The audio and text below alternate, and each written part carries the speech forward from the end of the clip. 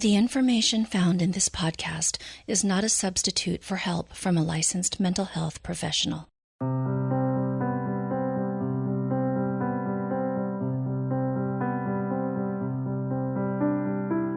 Hi, and welcome to the Women in Depth podcast.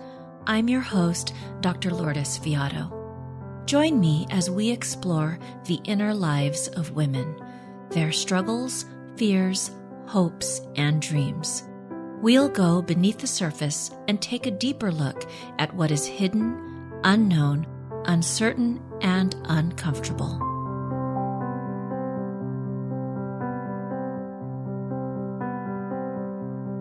Hi, and welcome back to the podcast. Today is a very special day because today's conversation is our 100th episode. Women in Depth launched in July 2016, and here we are a little bit over 2 years later, and it's really hard for me to believe that it has been 100 episodes. And so before going into our topic today, I wanted to share a little bit more about myself and this podcast because I feel that this is just really appropriate for the 100th episode and for our guest. This podcast experience has gone beyond what I imagined, what I thought was possible, and this episode truly marks a full circle moment for me, personally and professionally. Women in Depth is part of a journey that began for me actually in 2006, when I entered what depth psychology describes as midlife. Not a chronological time necessarily, but a time when the rug is pulled out from under you. And for me, I began the first of many painful and unwelcome realizations that the old ways weren't working anymore. In this process, several guides and experiences were revealed to me to help shepherd me through the beginning of this process. And one of them was Dr. Clarissa Pinkola Estée's book, Women Who Run with the Wolves, Myths and Stories of the Wild Woman. And this book honors and explores what is instinctual, what is untamed in women, and reminds us and helps us to return to ourselves, to come back home to our instinctual natures. And I resonated with what Dr. Estée's described in a part of her book, specifically on a story called Sealskin, Soulskin, as the loss of a sense of soul as initiation. And although I didn't know it at the time, the emotional suffering, the challenges I was going through really marked the beginning of a journey back home to me. This involved an intense first year at Pacifica Graduate Institute in their doctoral depth psychology program, and then more intense, difficult years as I completed my Ph.D. at Saybrook's Jungian Studies program through the Jung Center in Houston, Texas. Depth psychology has transformed my life, my relationships, and my practice. And with this podcast, my hope has been to share the gifts of depth psychology with the world. And my goal in creating Women in Depth was to create a space for conversations about the inner lives of women. And I am grateful and honored and shocked and surprised that it has actually been so well received with over 200,000 downloads in over 140 countries. So to celebrate its 100th episode, and to thank all of you for listening and sharing the episode, I am so excited that several synchronicities led me to the work of Dr. Stacey Shelby, right at the time when I was racking my brain over what will I do for the 100th episode. So today, Dr. Shelby will be talking to us about her work and research around the wild woman archetype, which is what is really at the core of Women in Depth, coming home to ourselves, our untamed, instinctual, indivisible, and whole natures. Dr. Stacey Shelby is an author, speaker, educator, and depth psychotherapist. She is a registered clinical counselor in Canada, a certified clinical dream tender, and she has studied in shamanic and yoga traditions. She is adjunct faculty at Pacifica Graduate Institute in Santa Barbara, California, and holds a Masters and Ph.D. in depth psychology with a specialization in Jungian and Archetypal Studies. Dr. Shelby has a thriving clinical practice in Squamish, British Columbia, where she works with adults in various stages of personal transformation, in person, and via internet. She is gifted at working with the symbolic language of the soul, and she is dedicated to honoring the soul as it presents in the lived experience of daily life. Hi, Stacey, and welcome. Hi, Lourdes. Thank you very much, and thank you for that beautiful introduction. You're so welcome. I am very grateful to be able to spend this time with you today and to share a conversation with our listeners. Thank you. I felt my heart just expand as you were bringing Dr. Estes and her work in as well. It's just, she contributed so much to this field and to women with her book, Women Who Run with the Wolves, and obviously was a big inspiration and influence for me as well.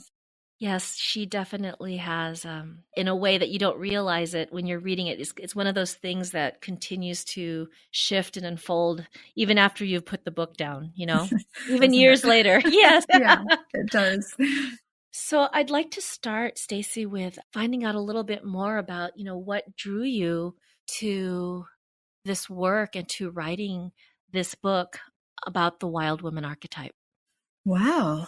Isn't that a wandering path? Right?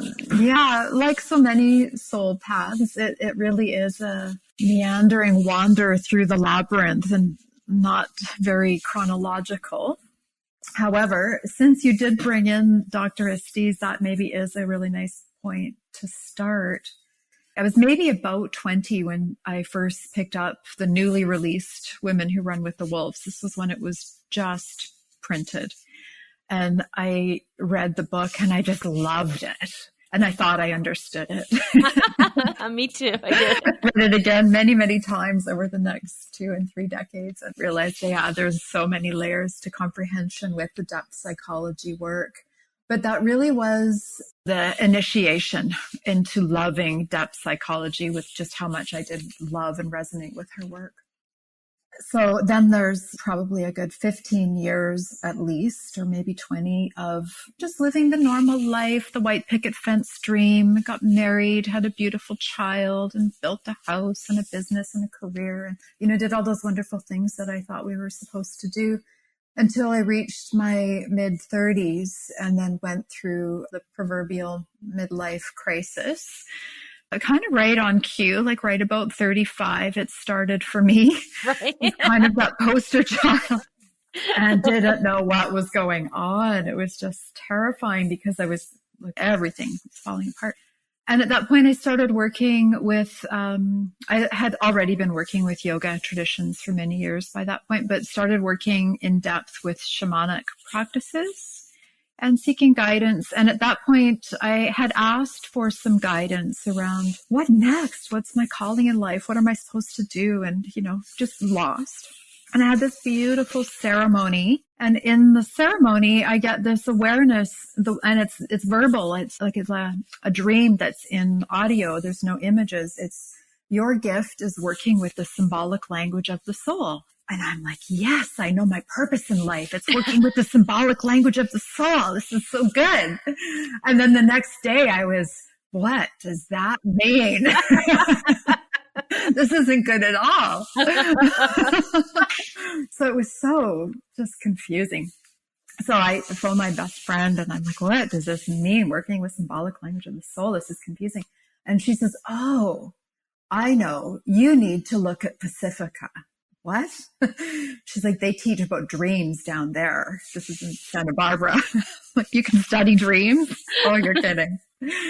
So that was really kind of how it started. At that point, did research Pacifica, and I became a certified clinical dream tender through Dr. Eisenstadt through a 7-month intensive, and then felt called to join and do my graduate studies there, which then continued on into my dissertation, which was on tracking the wild woman archetype, which then transferred into a book after many revisions, which is still called Tracking the Wild Woman Archetype. And so what exactly is the wild woman archetype?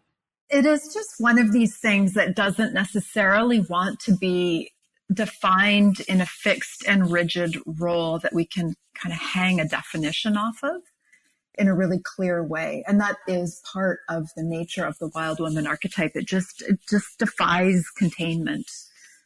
having said that, That's beautiful. they're just these soulful things. And the soul itself is just so wild and expansive. It doesn't want to be caged in by a fixed definition. Nevertheless, we have to talk about these things, and we have language and art and poetry to try to do that. So in the most simplistic form where I've kind of landed, it is representative of the human soul that is embodied. So different than, say, psyche, the Greek word for soul, in that it stays with the body, where psyche, in the tale of Eros and Psyche, she goes off with her wings to Olympus and Eros, and she doesn't stay in her human form. She becomes a goddess. But the wild woman stays in her human form. She stays with her body. So it's more connected to the instinctual realm and to the embodiment and the lived reality of the here and now. So the soul in the body is where I really like to try to lean into that aspect of the wild woman archetype. Now, it is different than a man, although I would say men probably have a wild man archetype available to them. Different in the sense that the way, like that metaphor of the acorn, an acorn will always produce an oak. A wild woman archetype will always produce a woman. A wild man archetype will always produce a man. So it's sort of like the innate seed or essence of what makes us women, and all of the instinctual embodied qualities that go with that. That's powerful, because I feel that it's so hard to stay in your body anymore, or being in your body, there's some kind of trauma or disconnect that you think you're in your body, but you're not. I'm talking about things like sexuality, pregnancy. We are so much in our heads or pulled into the external world. And what you're describing is really this process of literal grounding. Even thinking, like, you see so much right now of, which is a good thing, but a lot of goddess stuff out there. Which is wonderful. Yes, I'm really happy to see that. But I love that you make this distinction, that there is a difference, and that the embodied soul is of value and at least as important, or perhaps you can't really fully experience soul without that groundedness, that embodied part, right? Yeah, and recognizing our human condition and the beauty in all of the range of experiences and emotions and traumas that happen as humans. But just that being here and being in a body is such an amazing experience and such a beautiful, precious gift. So really growing downward into that truth and that depth of soulfulness of being here at this moment in time in whatever body is inhabiting, that our being is inhabiting. So what are some of the ways that we lose this embodied soul, this wild woman archetype part of ourselves? I kind of want to say there's two ways, but I'm imagining there's probably more, but there's two that certainly come to mind in this moment. They're big ways. The first is socialization or domestication or enculturation, all these different words that I'm kind of using to describe the same thing. We're born into a particular societal context and environment that has a particular set of rules and moral code and hierarchy associated with it. We live in a patriarchal culture, which we can talk more about, but that is the system that in the West we are born into. So certainly moving into the societal rules as we, right from birth, that really disembodies us. We're taught from a very young age to not trust our instincts, to not trust our intuition. And we're brought up in cultures, in a culture that is very sensate and very thinking based. And for those of us that are dominantly irrational, psychological functioning types, as I am, intuitive and feeling, we get disconnected from that way of knowing, which is in fact our more accurate way of knowing and perceiving and responding to the world. So just being born in a culture that has certain expectations for roles of females is one way we lose touch with that wild woman archetype, and it's an unavoidable way. The other way is through certainly trauma. And there's so many ways to experience trauma. I often say the word trauma and people go, oh no, I had a great childhood. That's not true for any of us. It's just not. There's so many unfortunate ways that we experience trauma, whether it's through literal abuse or neglect or loss and grief and sorrow and betrayal. Like just the human condition means that we go through things that are just hard, and they're hard on us. And part of how our immature egos cope with that is we go into those primordial fight or flight or freeze responses. And those become learned responses until we get a strong enough ego and enough maturity to stay with ourselves, to stay with the vastness of experience and emotion, and to stay in our bodies and not leave, if that makes sense. It really, really does. And I'm just thinking of growing up in a culture where there was a big focus on religion, and sexuality in the body was just, the purpose of that was for procreation. And, you get those messages at a very young age, and that starts to, take that wild woman part of you and really put it in another room, psychologically speaking. It stops being able to have a place in your existence if you want to survive, to be accepted, to be loved. That's right. Yes, especially around sexuality in pre-adolescent girls, primarily at that age, although it can happen at any age.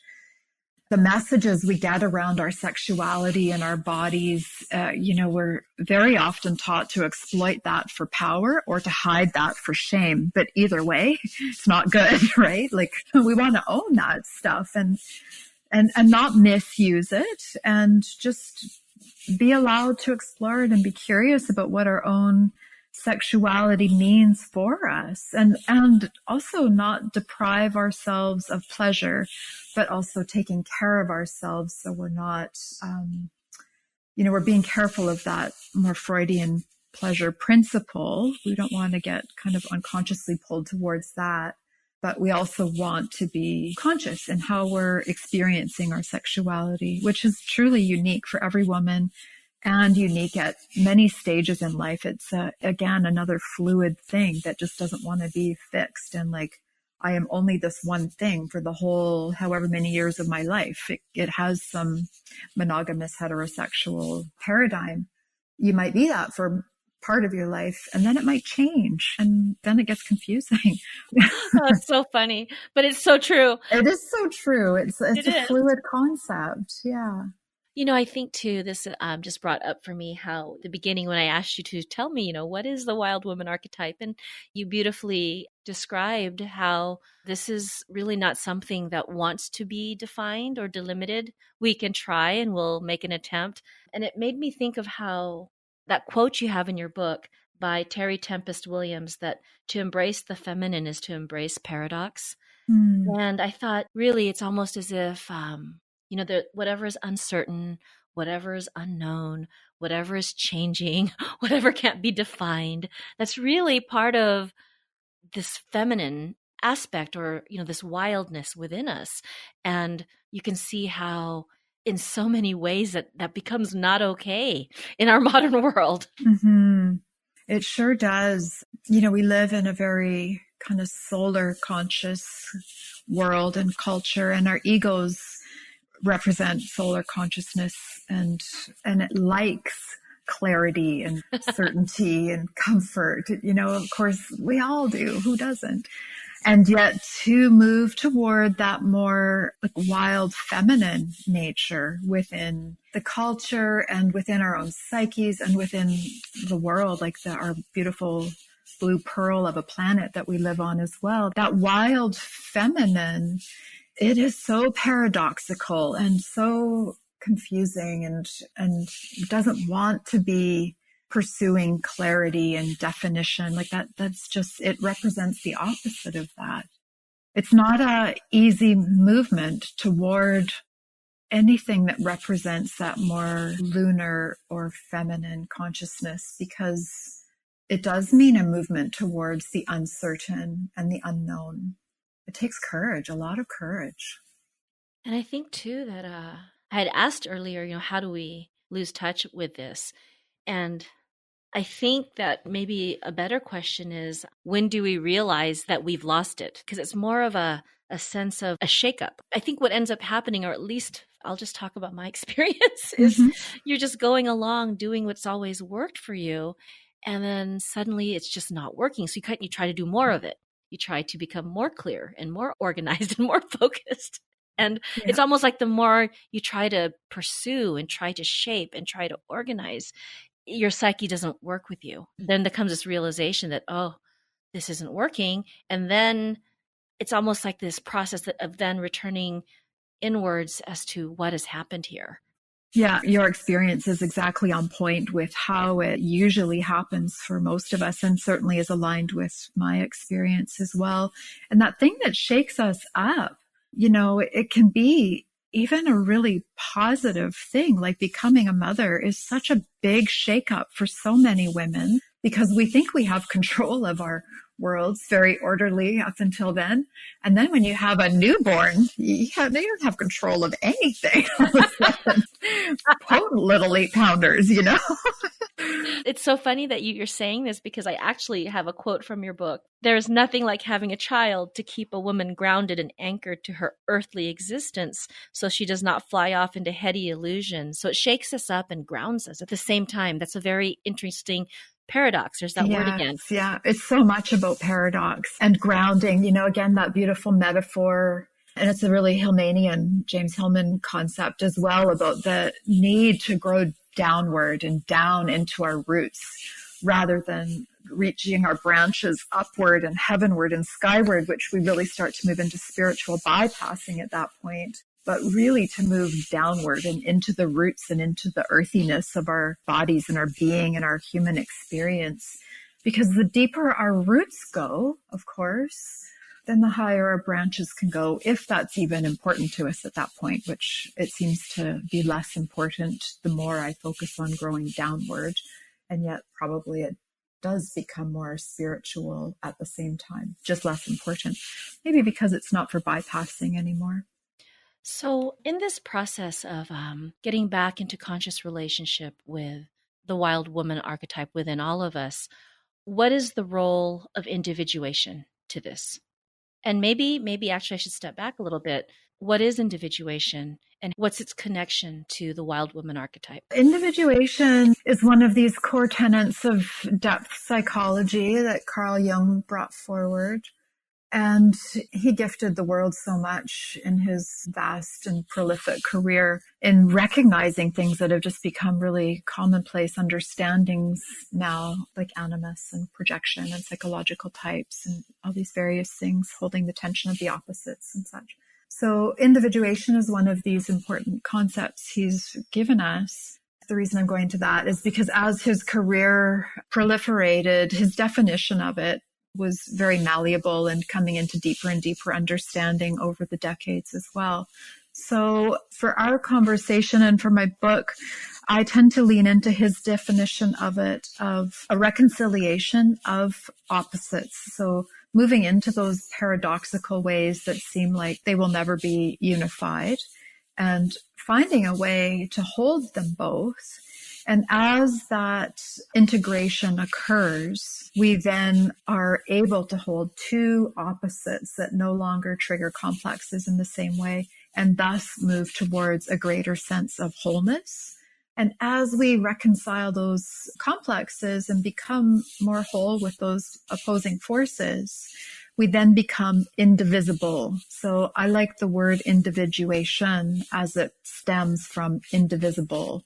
So it's this movement toward becoming a more whole, authentic version of ourselves, our individual self, reconciling these various opposing forces that go on within the human psyche.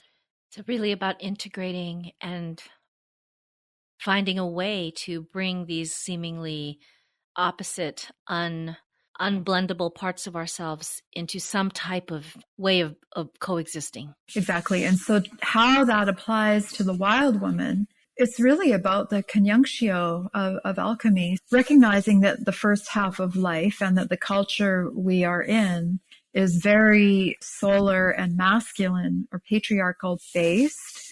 And I mean more the symbolic masculine, but it is also a culture that favors literal men, although we've been having the feminist movement since, I don't know, it's been a good number of years now, but given that we've been in patriarchy for 2000 years, it's a bit of a drop in the bucket. So the opposite that is coming into relationship that requires integration and reconciliation is the feminine. And so the feminine in us, I believe it's been probably oppressed and repressed. And as we get into midlife and our ego container is strong enough, the wild woman, I think she's watching us all along. We think that we're looking for her, but I think she's actually like, okay, you're ready. It's time. And she's, ready to like help us find her and come into relationship with her in that more soulful place, and that opposite, that feminine opposite that had been in shadow now becomes kind of the guiding principle that requires reconciliation to stand in strength against the masculine, so that those two forces become balanced within the human psyche. And I would say also within the culture, and again, to the global level, to our planet as well. So when I was looking through your book, you had written that one of the driving questions for you in your work and in writing this book were around the ways a woman who has recovered the wild woman archetype expresses her sexuality and engages in relationships. So I wanted to shift a little bit over to relationships and talk a little bit about how a woman may do relationships differently when she is connected to this wild woman archetype, when she's experiencing an integration of all the aspects of her psyche, when she's not in a state of polarization. What is different about relationships and sexuality then? I will answer that, but I'm going to answer a first part first that isn't stated there. So I started my research for my doctoral dissertation basically with that question of how does a woman conduct relationships and own her sexuality when she's integrated the wild woman archetype? And that was the framework I began from. What I discovered is it's actually quite the opposite in probably most cases. It's the challenge with relationships and sexuality where things no longer feel easy and congruent for us for whatever variety of reasons within our romantic paradigms that causes us to begin this horrible struggle. God help men and women that go through this through relationship. It's so hard. And it's through that struggle that we actually recover our connection with the wild woman. So we do eventually get to a state where what does a woman who has integrated the wild woman look like? But most of us are actually starting from the place of relationships just are really hard and dissatisfying and what's not working. And that is what causes the relationship to the wild woman to become alive and active and integrated. So it's almost as if relationship breakdowns and difficulties are when the wild woman says it's time. Exactly. It's like she's hanging out on the forest edge and she's like, oh, I see you. You're just ripe and juicy. I'm coming for you. You think you're all content. And I love that you said how hard this is, how painful this is, because I know we're talking about a lot of concepts and ideas, and it can become very abstract for people and not really touching upon the very real emotional pain and suffering that we human beings experience as part of this process. So thank you so much for saying that. And I have to agree with you, again, based on my own experiences working with clients, that there are relationships that just bring us to our knees. And it's so hard when you're in it to be able to see your way through or look at it any other way. It's almost like you just have to go through it.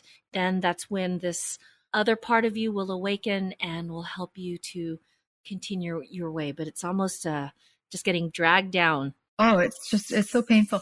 And it's interesting the number of people that feel embarrassed or ashamed to come to therapy for relationship struggles. They're like, oh, I don't have any real problems. I just have problems with my relationship.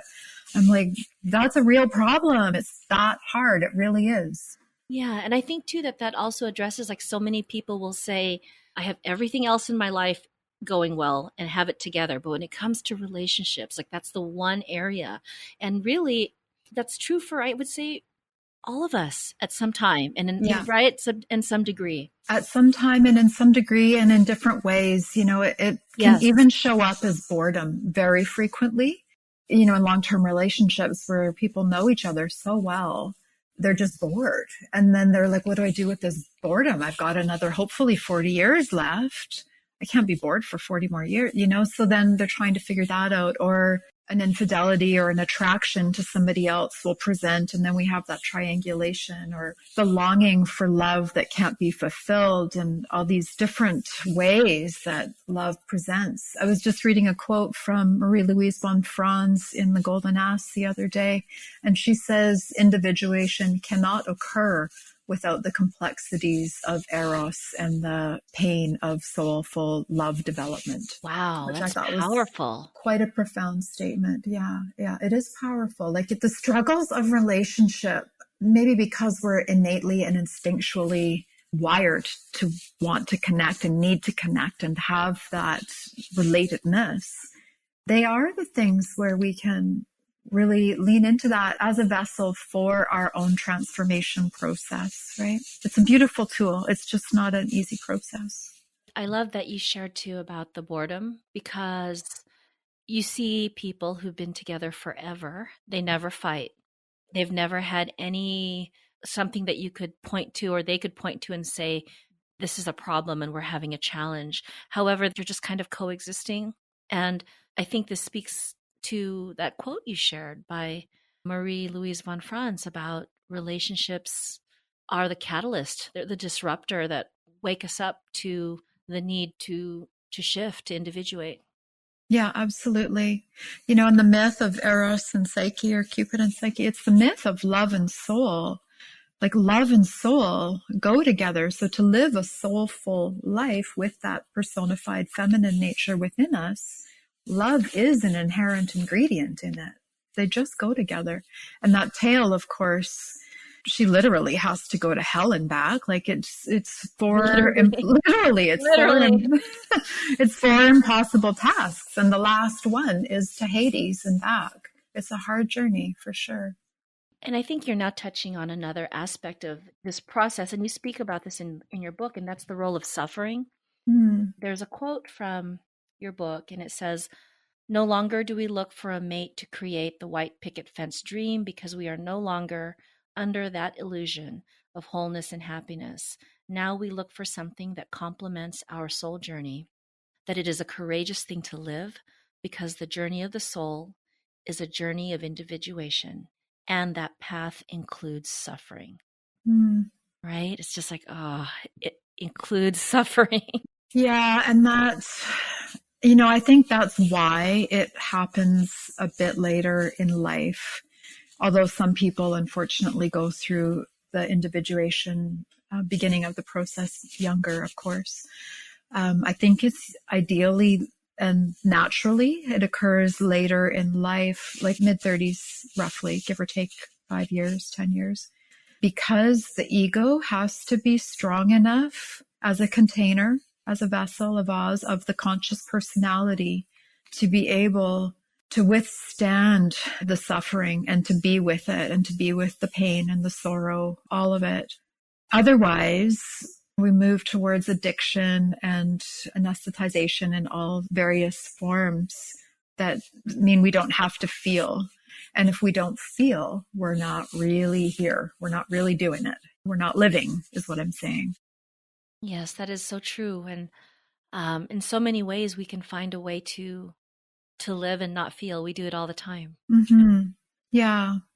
And it's it's so easy to understand because the suffering is so hard, but it is such a sad missed opportunity of life if we're not really engaging in it.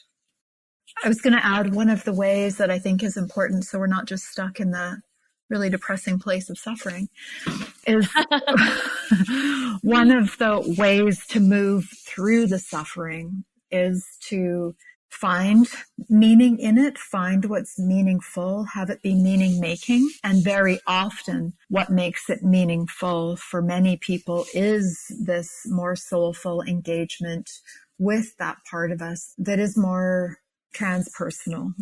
Now I want to be careful how I say that because I don't want people to spiritually bypass, but we have this host of, for the sake of trying to understand this metaphorically, we have this host of archetypes that live within our psyches, including the wild woman, or maybe she is the host.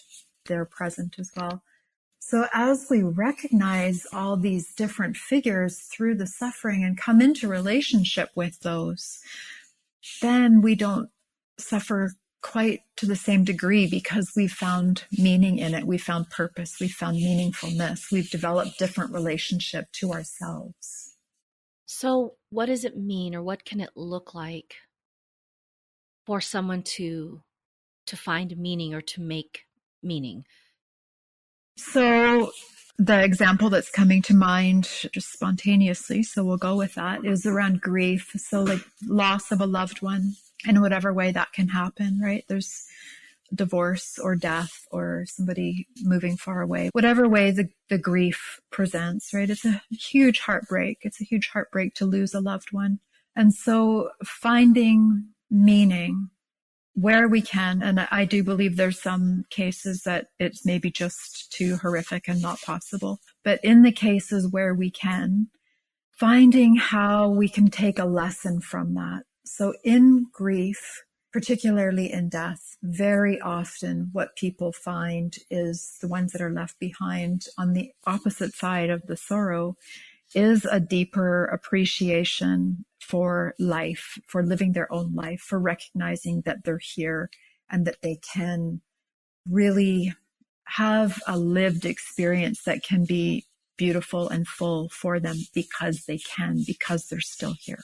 That's beautiful. I think that's a really wonderful description of meaning making and what it can look like.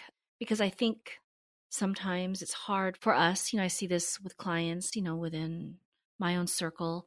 It can feel like trying to gloss things over or to look through rose-colored glasses. And so I think what you described really finds that nuance of it honors the pain because you are now able to value this experience, this embodied experience, to be in it more deeply.